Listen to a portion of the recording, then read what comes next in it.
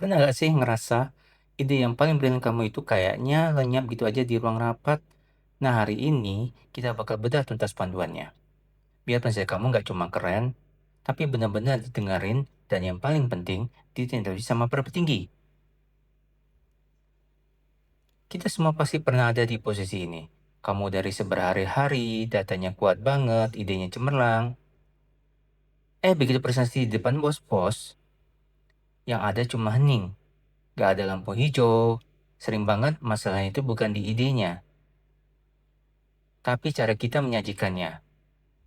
Nah, ini dia biang keroknya. Kita tuh sering banget pengen pamerin semua kerja keras kita, setiap detail analisis yang rumit, tapi para eksekutif itu hidup di realitas yang beda banget. Waktu adalah aset mereka yang paling berharga, dan mereka cuma butuh satu hal dari kamu, bahan buat ngambil keputusan, cepat dan tegas. Udah itu aja. Oke, biar presentasi kamu naik kelas, kita bakal lewatin 5 langkah transformasi ini. Pertama, kita ubah cara pikirnya. Kedua, kita balik strukturnya. Ketiga, kita susun alur kerja yang efisien. Keempat, kita belajar milah prioritas dengan cerdas. Dan yang terakhir, kita pastiin semuanya siap tempur dengan checklist final. Oke, bagian pertama. Dan yang paling fundamental, kita harus ubah cara kita mikir. Berhenti mikir sebagai analisis atau manajer. Dan mulai deh mikir kayak audiens kita. Seorang CEO. Poin ini krusial banget, anggap aja presentasi kamu itu bukan peta perjalanan yang panjang, tapi petunjuk arah yang langsung menuju ke tujuan. Mereka nggak perlu tahu setiap belokan yang kamu ambil. Mereka cuma perlu tahu arah yang benar dan kenapa harus ke sana sekarang juga. Jadi sebelum kamu bikin satu slide pun presentasi, kamu wajib bisa jawab 3 pertanyaan kunci ini.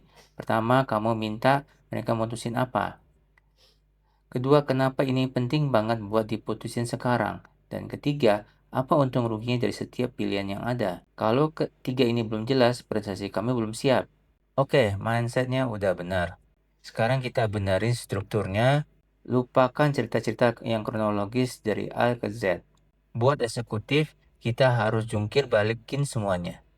Nah, ini yang namanya prinsip piramida. Ada pesan utama, 2 alasan kunci, 3 bukti pendukung.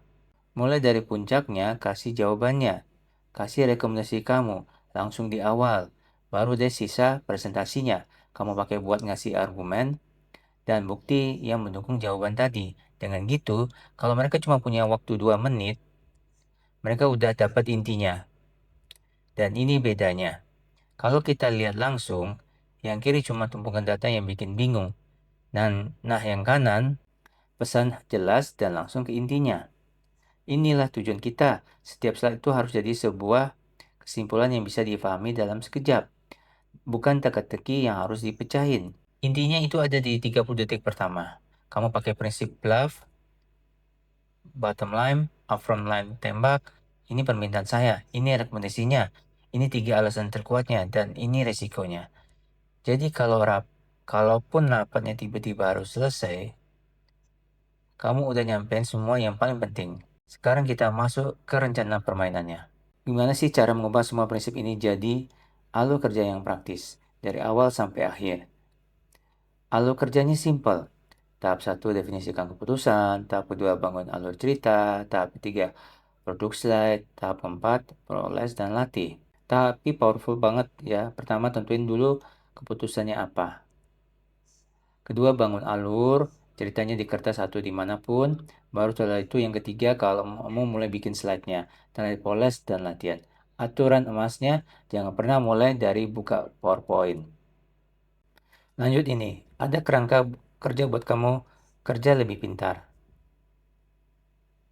Bukan cuma lebih keras, ini bukan cuma soal isi slide, tapi soal gimana kamu ngatur energi dan waktu buat hasil yang maksimal.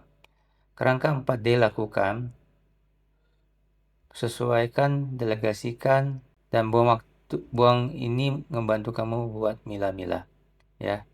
Dengan kata lain, kerangka 4D alat untuk mengolah data mengolah cara kerja, memastikan kualitas tinggi dengan proses yang lebih efisien. Mana kerjaan yang emang harus kamu kerjain sendiri, mana yang oke lah dikerjain orang lain, mana yang bisa dilempar, dan mana yang udah buang aja sama sekali. Pertama, lakukan ini kerjaan strategis yang cuma bisa kamu kerjain, ngerumusin jawaban, bangun narasi, dan nemuin insight. Kuncinya disinilah nilai utama kamu. Jadi habisin energi paling banyak di sini. Kedua, sesuaikan. Ini soal ngatur level usaha untuk beberapa analis atau desain. Cukup baik itu udah lebih dari cukup. Jangan sangka kejebak profesionalisme yang gak akan mengubah keputusan akhir. Atur waktu dan energi kamu dengan bijak.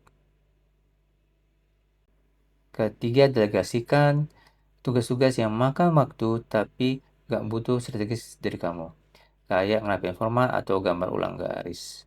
Itu kandidat utama buat didelegasiin. Ini ngebebasin waktu kamu buat fokus lagi ke bagian lainnya.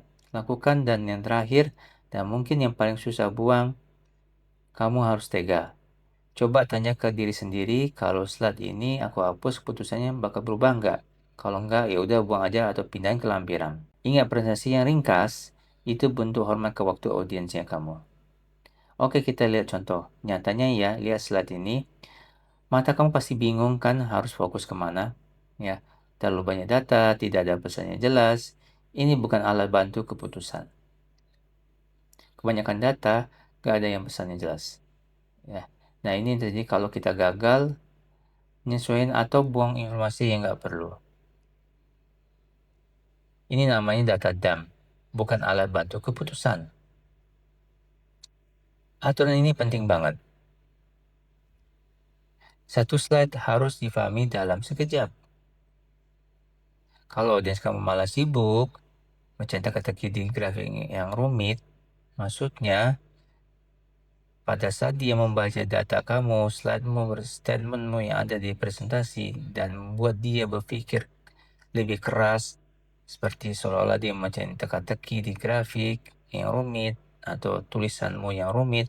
Intinya, jika audiens butuh lebih dari 5 detik untuk memahami slide Anda akan kehilangan mereka. Mereka udah nggak dengerin kamu lagi. Nah, sekarang banding sama yang ini. Jauh kan lebih enak dilihat kan judulnya ini, kesimpulannya, cuma satu angka kunci yang ditonjolin, dan semua elemen yang ganggu udah dibuang. Saya ini bukan lagi cuma nampilin data, tapi dia cerita dan membimbing ke sebuah keputusan. Oke, kita sampai di bagian terakhir. Kamu udah ngerjain semuanya sebelum masuk ke ruang rapat. Oke, kita lakuin pemeriksaan terakhir, biar semuanya siap tempur. Oke, inilah checklistnya. Yuk kita cek bareng-bareng. Usahain presentasi utama di bawah 12 slide biar fokus. Pastiin slide pertama itu rangkuman lengkap, yang bisa berdiri sendiri. Setiap judul harus kesimpulan, bukan cuma topik. Cek lagi semua angkanya biar konsisten. Dan yang paling penting, siapin lampiran yang lengkap. Itulah tempat kamu pamer semua kerja keras kamu kalau ada nanya. Jadi buat penutup, aku mau kasih kamu satu pertanyaan. Coba pikirin deh presentasi kamu selanjutnya. Dari semua yang kita bahas barusan, apa satu hal, satu slide, satu data, atau satu detail nggak penting yang bakal kamu benerin buat buang, ya? Atau dengan kata lain, ditch. Mulai dari situ aja, udah bisa bikin perbedaan yang luar biasa.